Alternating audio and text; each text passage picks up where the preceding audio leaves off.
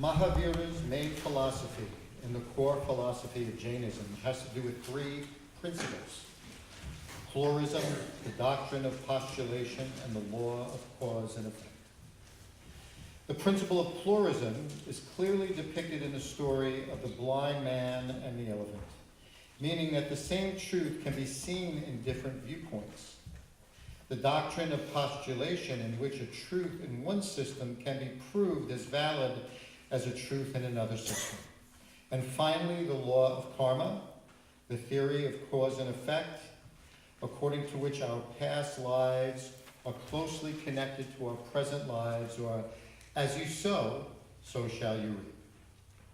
According to his teachings, the universe consists of living beings and matter. All living beings get entangled in the cycle of reincarnation because of karma. If the soul is attached to worldly things, then the bondage of karma is formed. And when caught in such bondage, the soul loses all awarenesses of its true nature, which is a state of omniscience and bliss. Discipline of speech, the body and the mind are necessary in order to eliminate karma. When liberation is achieved, the soul is free from any successive reincarnation and rises to higher heavens.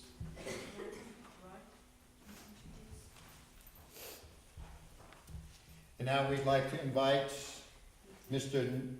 Nitin Aimera.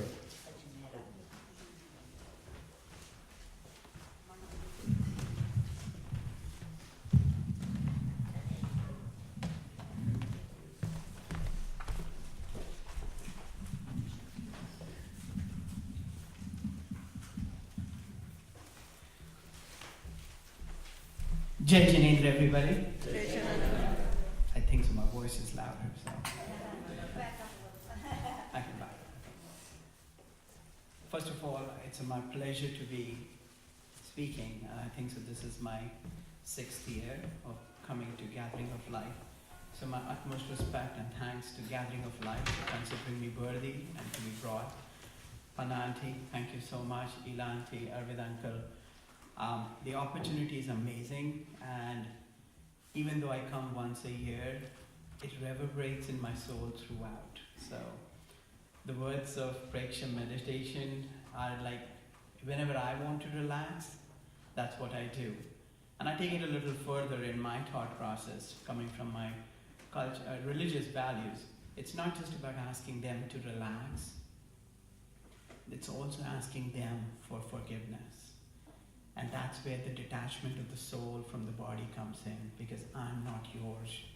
And if I have done any harm, because of which you are in pain and giving me pain back, I apologize and I ask for forgiveness. And with that feeling, the Preksha meditation takes it on a next level as per Jain scriptures, and that's where you disassociate yourself from this very body. So the topic this time I have been asked to talk about is Jainism and globalization, right? And to many of us, coming from a Jain culture and Jain religion, these are considered to be two contradictory aspects of our philosophy, right? So a Jain would not be required to go for a globalization concept, is what it would be generally said. And I went on the internet and I tried to research. I talked to certain people and I said, it's all negative then, that I cannot talk about this. I'll be standing on this side and saying, oh, and I cannot apply to myself. So a deeper thought was required to understand what Jainism and globalization means, right? So I went back to the very fact and I said, what was globalization, or what is globalization? What are we looking for when we say we want to globalize, right? So let's take the example of our favorite drink called Coca-Cola, right? We said, Coca-Cola. And the management of Coca-Cola said, let every man in the world not drink water and drink Coca-Cola, right? And they went, in that aspect, they went around the world with their campaigns, with their ability, and they made sure that that Coca-Cola is available whenever you need it, right? And latest ads that are coming up are literally, you're on your phone and you can save, And you can go to a counter and the bottle of water is ready for you, and they're literally saying you don't even have to go and ask for it. Just click on your phone, and somewhere around nearby will tell you where Coca-Cola is available, right? That's the globalization, right? The idea was that why should only people in Atlanta drink what we have made so important and good, right? They went to the country and they went to the world, and very soon, if we conquer other planets, they'll go and take Coca-Cola there too, right? Because it's important. Globalization means expansion of a thought, expansion of a concept, expansion of a purpose, right? And when that, you think in that respect, Jainism is one of the most globalized religions that you could ever think about, because it epitomizes not the values of a globalization in a seen world or what we can touch and feel and we have gone into, but it talks about a universe that is beyond your comprehension, right? And when you talk about Jainism in globalization, the concept of a Samavsharan, right? The time when our Lord attains the supreme knowledge. At that time, and even at the Siddha level, the concept is that the whole universe is in you. You're not part of the universe is in you, right? And imagine that concept of a globalization where we don't want to expand, we want to bring it in us, right? And that's globalization in Jainism, right? How do you bring this world in you, right? And how do you start? Where do you start, right? Where do you say that the world is me? And not I want to be the world is me. And as Dr. Anuja Ben said, the starting point is in non-violence, right? I believe that you have a soul, right? So if I cannot treat myself in a given way, shape or form, if I can't hurt myself, if I can't say bad names to myself, I can't say to you, right? And that's how you become me, right? And that's the globalization, that you will become me. And that's why we say to each other, Jai Jinendra, right? Why? That the soul in you is the soul in me, and I pray to the soul that is in you, right? And that's where globalization, though unheard of in Jainism from a philosophy point, from an explanation of what it wants to attain, the fundamental, in the heart core of Jainism is globalization. Because it feels that whatever I am, I want you to be the same. And if you are the same, you are me, right? Take another example of a philosophy that is about aparigraha, right? Now when it comes to aparigraha, we're all like, oh my God, you cannot do this, you cannot do this, you cannot do this. Don't buy more, don't eat more, don't do this, don't do this. For what? Right?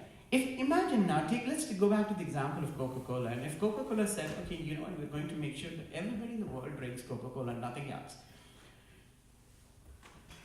If you study the management background of Coca-Cola and its ability to produce enough Coke for the entire world, Coca-Cola would fail. Coca-Cola would fail in its present scheme of things, with its present, being a global firm, it will not be able to supply enough Coca-Cola to the entire world population of 7 billion people, that they all stop drinking anything else but Coca-Cola, right?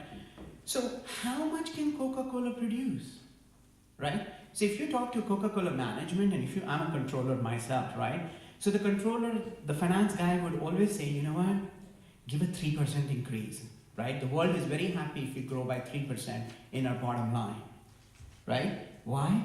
Because that's the expectation that everyone wants to drive Coca-Cola to at, that 3% is good. So we'll all drink 3% extra Coca-Cola. There's a limit, right? So the aparigraha comes in. How much do we want, right? And the globalization, even though commercial, has its own limits, because I just cannot. In a materialistic world, in a Jain world, that aparigraha is taken a next level. I will take from the universe what I need. What is extra, I'll leave it for others. right? And now you're talking about a global awareness of the limited resources we have, right? So challenge Coca-Cola. Okay, we'll all stop drinking everything and we'll only drink Coca-Cola. Can you even supply 1 day worth for the whole world? And they will deny the request. So what kind of globalization Coca-Cola is looking for? They can't. They can't manage it. We do it as Jains, where we say, I'll take 5 shirts, and the next one I want to buy, I'll make sure that one is discarded. I'll take enough so there's enough shirts for others to do. Now that's a problem, right? These global companies, they think, oh, by producing more and making sure it's available everywhere, we will be able to give more to the people to buy more. And do what with that? Right? Globalization starts at a level where you cannot know what to do with next available resource, with the next available item. And that's where Jainism comes in with the concept of globalization, saying use what's yours, use what you need, and leave it for the rest, because there will be people who will use it. There will be a concept for that. Right? And the third thing I would like to touch is with the concept of pluralism, or Anikantwada as it is called, right? Again, that's a global concept. If you go with the world of globalization and you say, I want to conquer the world, and that's what happened in the imperial countries, and everyone wanted to go around the world, and everybody wanted to conquer everything that they could see. Yet, just the country of India had almost 7 imperialist countries ruling us, right? Some took Pondicherry, some took Goa, some took parts of India. They could not conquer all the states, so they left the kings there where they could, right? How much? How much? And then with that thought process, when you say, I want to conquer everybody, and everybody in this room should think that Jainism is the only way, guess what?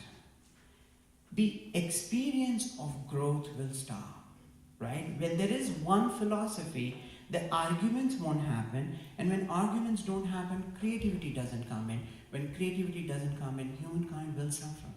Mankind will suffer. So when you talk about Anikantwad, the pluralism, the thought process, that everybody, let's not argue in a way that we don't want to listen to each other, but let's argue to find a common path and develop a common path, right? Look at this gathering of light. They found a common path, right? Many Jain centers in India are even not starting to plan because the day is the 19th of April, right? Here I am, here we are celebrating Mahavir Jayanti in advance, right? Because we want to celebrate the Bhagwan and his teachings in all ways. And that's what happens, right? I could be limited to my country, and I could have never left the country, because Jainism would say, hey, and many philosophies, if you listen about write-ups and everything, they'll say Buddhism spread around the world because the Buddhist monks went around the world preaching it. Christianity spread around the world because the Christian nuns and monks moved around teaching Christianity to the world. Jainism got limited, right? So it immediately becomes, oh, these guys don't travel around the world, and that's why they got limited. If that was the case, 2,600 years later, you would have not asked me to come and speak, right? Because the fundamental values are so strong that no matter where you go or don't go, it's a core value of your human self. It's a core value of your soul. And it's larger than the concept of a globalization. Today, when we have come here, right, it's our duty to bring that values to you and share your values. And many times there is commonality, right? And Jainism is the one religion that we cannot judge. We cannot judge because we are all bound by our own karmas, right? So if I'm bound my karmas to stand here, you bound your karmas to live here and grow here. And together we will create a new global world. And that's what Jainism continues to say, that evaluate yourself. Feel the inside of you to experience the outside. Not by going, right? Our Bhagwan Mahavir did not go to Mars or did not have the telescope to find out that Mars is red in color.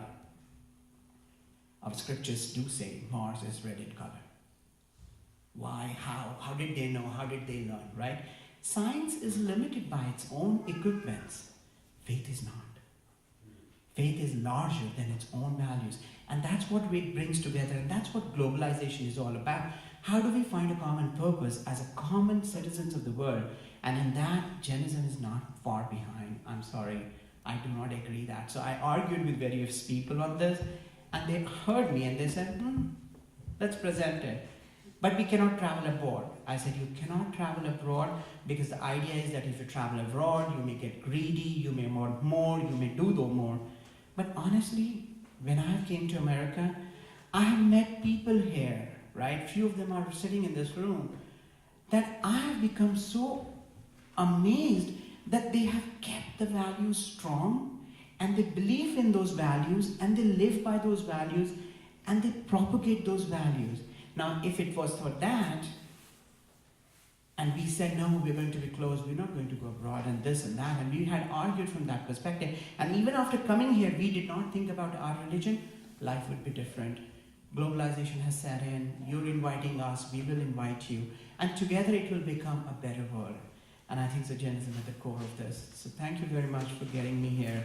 It was a difficult topic. I placed my viewpoint, and I'm more than happy to discuss if there is counter views, because it would be lovely to have this discussion, because fundamentally people will say Jainism is not about globalization, and I disagree at this point. Thank you so much.